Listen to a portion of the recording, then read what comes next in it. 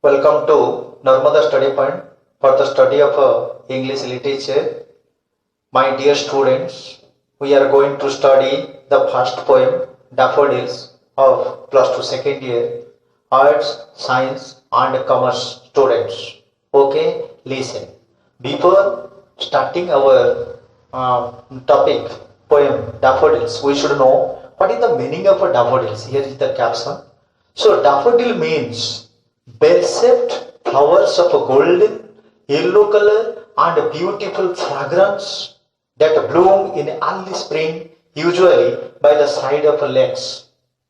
The poem is a word picture of daffodils. At Ullswater in 1802, William and his sister Dorothy Wordsworth visited Glencoe Park.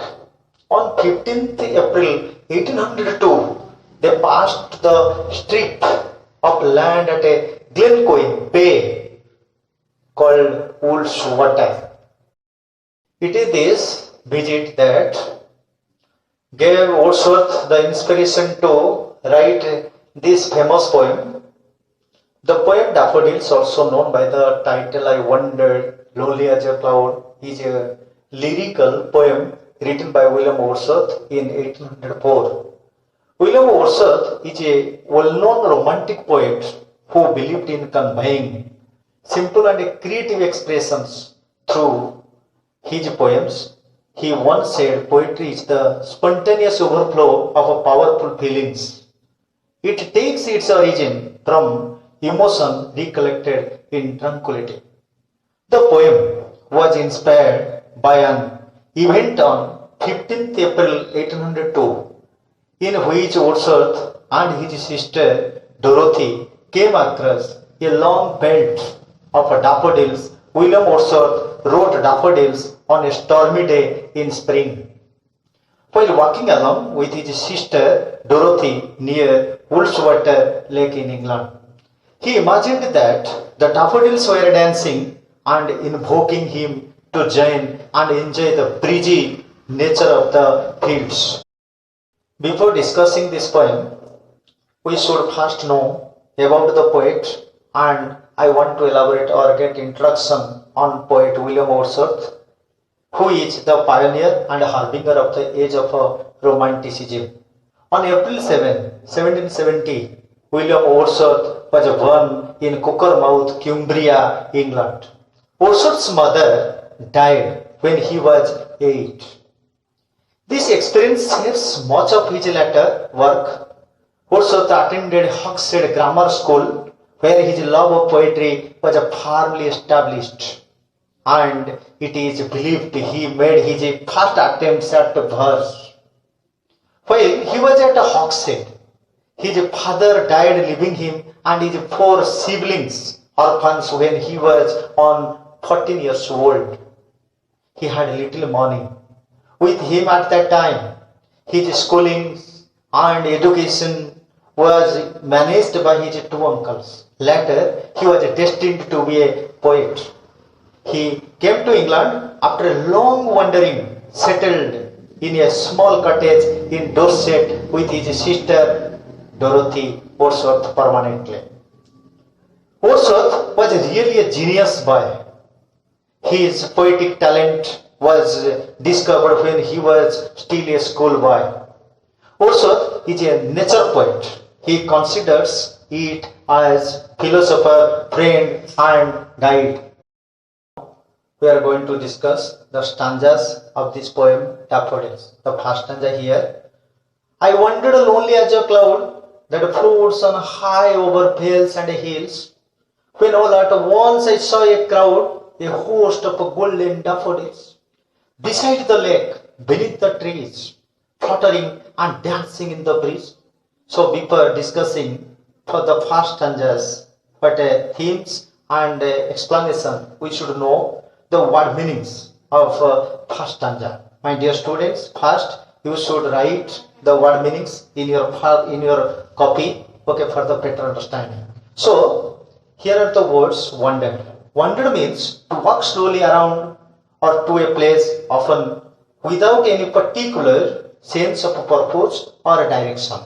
And other meanings also, walked or moved aimlessly. Float means to move slowly on water or in the air. Veil means belly or dale, D-A-L-E. Fluttering means a quick, light movement.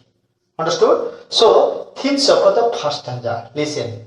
The poet wandered along the shore of Woolswater with his sister Dorothy, but his mind was lonely. With his wandering, his mind was also roving simultaneously like a cloud floats on high over valleys and hills. The poet's mind was wandering quickly and lonely. All one sudden, he saw a host of golden daffodils beside the lake beneath the trees. They were fluttering and dancing in the breeze, soft breeze. Like the first stanza, second stanza also will be discussed. So, second stanza here. Continuous as the stars that shine and twinkle on the Milky Way, they stretched in never-ending line along the march of a bay. 10,000 saw I at a glance, tossing their heads in sprightly dance. First word meanings should be written in your copy. So write down the word meanings of the second stanza. Toss means to move one's head this way or that. Sprightly means, sprightly here adjective. Its mean full of life and energy or lively. So listen the themes of the second stanza. What the poet says here. Stars are found in a widespread and stretched form in a Milky Way. Just like that, the daffodils were in a stretched form in a never-ending line along the margin of a bay.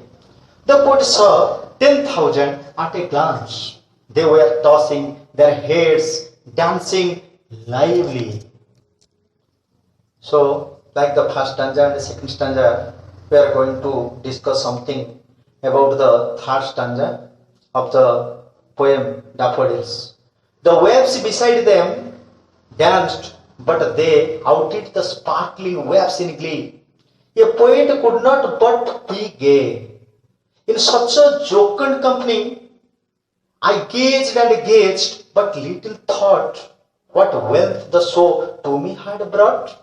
So, write down the word meanings. After it, we will discuss something about the explanation or themes of the third stanza. So, write down the word meanings. Outdid means surpassed. Glee means, here noun, a feeling of happiness. Gay means happy and full of fun. Jocund means merrymaking or cheerful. Gaze means to look steadily at somebody or something for a long time. So, another word, little thought means no thought. So, listen here, the themes or explanation of this stanza 3. The waves were dancing, the daffodils were dancing too. But the dance of daffodils surpassed their competitors. The daffodils too surpassed them in glee, in vivacity. The poet, who was a sincere lover of nature, of a flower, of daffodils, feels entertained in the loving and blessed company of the flowers. He gazed and gazed. The more he gazed, the more they looked precious. He thought the wealth, the pleasure he was deriving from simply watching the flowers was much more than the sum total wealth of the world.